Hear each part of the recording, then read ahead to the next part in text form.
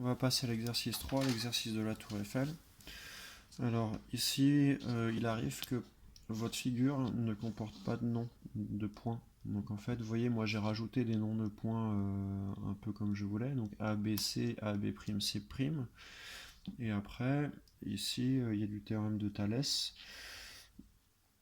Même s'il y a un angle droit, on pourrait tenter d'utiliser le théorème de Pythagore, sauf que pour utiliser le théorème de Pythagore, il faudrait connaître la longueur AC', il faut connaître deux longueurs, on n'en a qu'une seule, donc il va falloir utiliser le théorème de Thalès ici dans ce cas-là. Deuxième difficulté pour le théorème de Thalès, on a besoin d'avoir les droites parallèles. Or, si vous lisez bien l'énoncé, on vous dit nulle part que les droites B, B' et C, C' sont parallèles.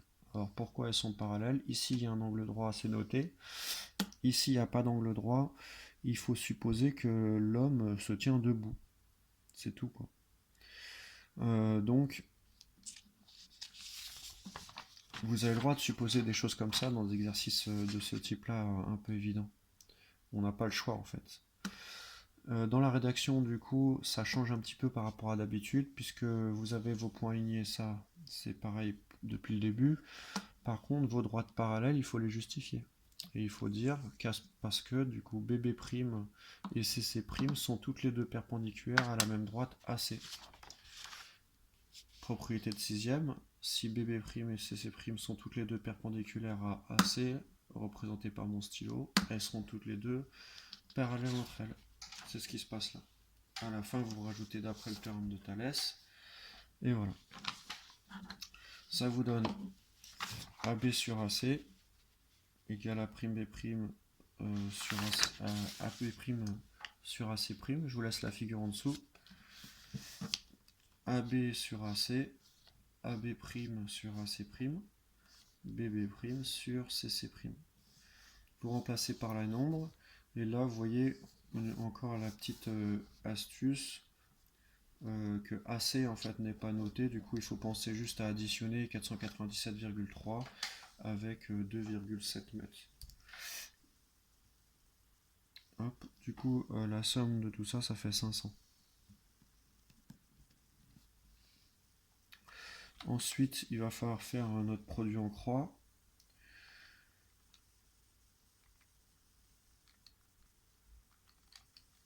Alors, vous tapez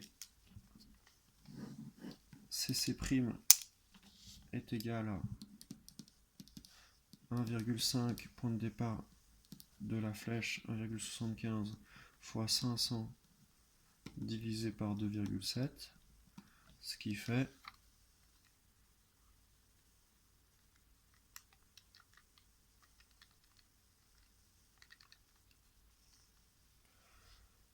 environ 324 mètres. L'arrondi est au mètre près, donc vous enlevez tous les chiffres à droite de la virgule.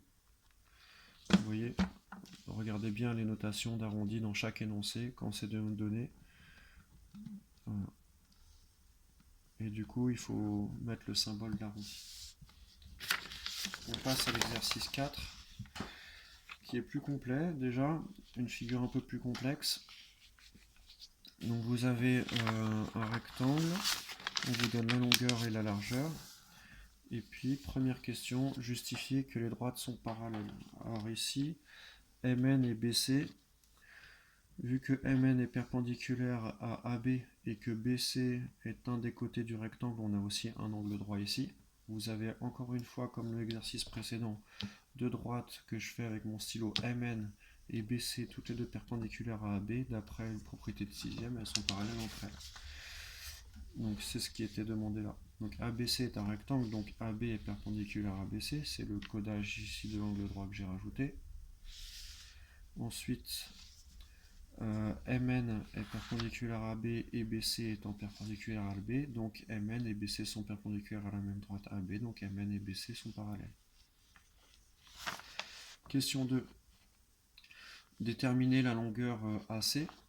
Donc AC c'est la diagonale du rectangle, du triangle rectangle, puisqu'on sait qu'ici qu'on a un rectangle. Vous avez un angle droit, donc on peut utiliser le théorème de Pythagore dans le triangle du haut ADC. Donc vous précisez dans le triangle ADC, rectangle en D, d'après le théorème de Pythagore, AC carré égale AD carré plus DC carré, toujours l'hypoténuse en premier, vous remplacez par les nombres, vous utilisez la calculatrice. Ici, il n'y a même pas de soustraction à faire, c'est directement 49 et résultat 7. Après, question 3. On vous demande de déterminer la longueur AN. Donc AN, voilà un exemple typique où il faut griffonner sur l'énoncé. C'est pour ça que je l'ai saisi de... Donc vous êtes obligé de griffonner sur l'énoncé, sinon on ne s'y retrouve pas. Dans quoi on va se situer? La figure est complexe, il faut noter toutes les longueurs. Même si ça fait sale sur la figure, peu importe. AC, on l'a trouvé, AC mesurait 7. BC, on le connaît puisque c'est un rectangle, c'est la même longueur du côté opposé, donc 4,2. Et là, si j'oublie cette partie-là qui ne sert plus à rien, vous retrouvez une configuration de Thalès. Du coup, on redit ça comme d'habitude. Donc les points alignés, question 3, AMC et ANB sont alignés dans cet ordre. Les droites parallèles, on l'avait prouvé déjà dans la question 1. Les droites parallèles, d'après le théorème de Thalès.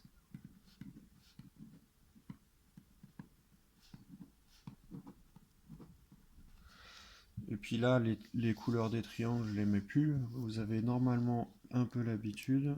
J'écris directement AM sur AC est égal à AN sur AB est égal à MN sur BC. On remplace par les nombres.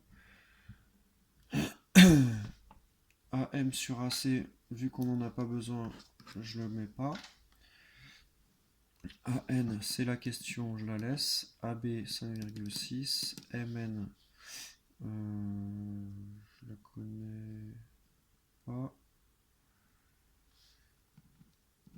Et BC, 4,2.